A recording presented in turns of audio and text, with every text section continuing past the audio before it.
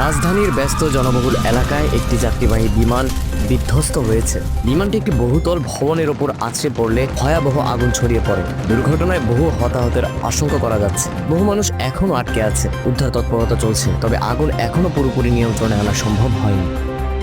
কেরানীগঞ্জ জিঞ্জিরার বেসরকারি একটি হাসপাতালে ভুল ইঞ্জেকশনে এক রোগীর মৃত্যু হয়েছে। চিকিৎসাধীন অবস্থায় রোগীর শারীরিক অবস্থার দ্রুত অবনতি ঘটে। ঘটনার পর দায়িত্বরত চিকিৎসককে খুঁজে পাওয়া যায়নি। পুলিশ ইতিমধ্যেই তদন্ত শুরু করেছে। ওটা 1 কোটি টাকার প্রজেক্ট। 1 কোটি টাকার প্রজেক্ট। আরে বেটা, 1 কোটি টাকার প্রজেক্টে 20 লাখ টাকা লাভ না হলে ব্যবসা করার টাকা না করা ভালো বেটা।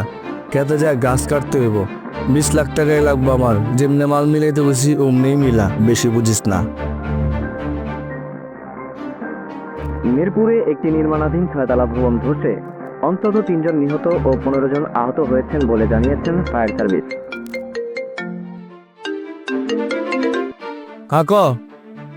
আরে বেটা, একটা চ্যানেলের ভিতরে দেখতেছি এটা বিল্ডিং ভেঙে বসে। কি কস? আমার বিল্ডিং এটা? আরে বেটা কি কস? ওই কি এটা কইস না, এটা আমি বানাইছি। আমি মোবাইল বন্ধ রাখলাম, আমার সাথে যোগাযোগ করার চেষ্টা করিস না।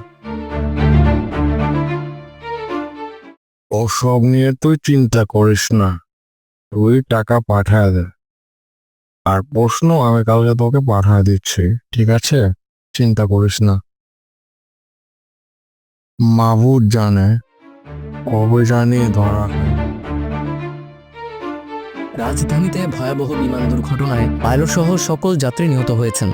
অন্যদিকে প্রশ্ন ফাঁসের অভিযোগে এক বিশ্ববিদ্যালয়ের শিক্ষক সহ বড় 2টি দুর্ঘটনার 2 প্রধান আসামিকে গ্রেফতার করতে সক্ষম হয়েছে পুলিশ।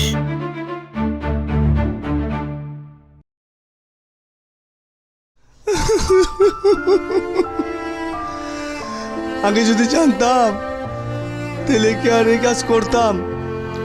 খালি শর্টকাট খুঁজছি, টাকার লোভে পইরা নিজেরে আজকে কই আইনা দাঁড়া করাইছি। এর জন্য আমি নিজেই দায়ী। ম্যাডামের কথা চিন্তা করি নাই, মনে আছে তো গো ম্যাডামের কথা? ম্যাডামে কি কইছিল?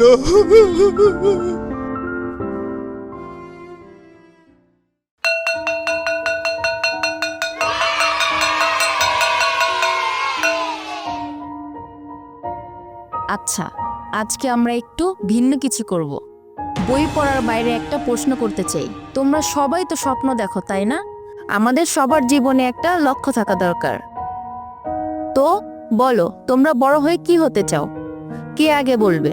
ম্যাডাম, আমি ডাক্তার হতে চাই। ম্যাডাম, আমি বড় হয়ে পাইলট হতে চাই। ম্যাডাম, আমি বাড়ি বানাইতে চাই। ম্যাডাম, আমি অনেক বড় ব্যবসায়ী হবো, অনেক টাকা কামাবো। আমি পুলিশ হবো, আর আমি হবো টিচার। তুমি বড় হয়ে কি হবে এর চেয়ে গুরুত্বপূর্ণ হলো তুমি বড় হয়ে কতটা ভালো মানুষ হবে।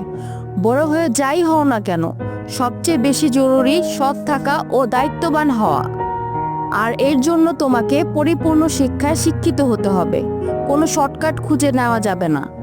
আর অটো পাস এর কাছে তো ভুলেও যাওয়া যাবে না, কারণ অটো পাস হয়তো তোমার স্বপ্ন পূরণ করবে, তবে এর জন্য ভবিষ্যতে নানা ধরনের বিপদে পড়বে। তোমার জন্য বিপদে পড়বে তোমার আশেপাশের মানুষ। তুমি কি হবে সেটা বড় নয়, তুমি কেমন মানুষ হবে সেটাই সবচেয়ে বড়।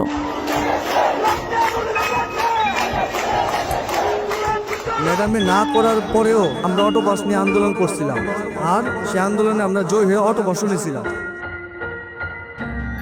Order order order order. আসামি চিকিৎসকের অবহেলায় মৃত্যু ঘটেছে প্রমাণিত। তাকে ধারা 304 অনুযায়ী দণ্ডিত ও জরিমানা করা হলো।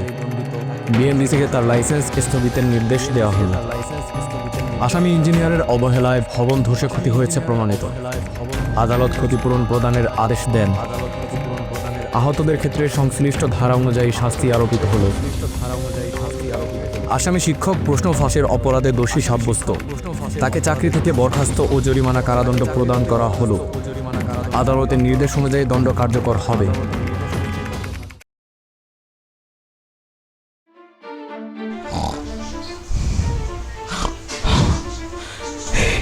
আমি কি দেখলাম?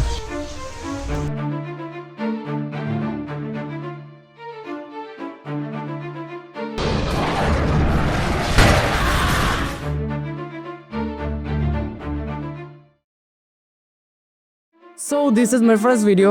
অনেকটা সময় পরিশ্রম দিয়ে এই ভিডিওটি তৈরি করেছি। এখানে কিছু গুরুত্বপূর্ণ ইনফরমেশন শেয়ার করার চেষ্টাও করেছি এবং মেসেজ পৌঁছে দিতে চেয়েছি আপনাদের মাঝে। তাই আপনাদের কেমন লাগলো অবশ্যই কমেন্ট করে জানাবেন। আমাদের পেজ থেকে দেখে থাকলে পেজটি ফলো করতে কিন্তু ভুলবেন না, আর ইউটিউব থেকে দেখলে চ্যানেলটি সাবস্ক্রাইব করুন আর ভিডিওটি শেয়ার করতে ভুলবেন না।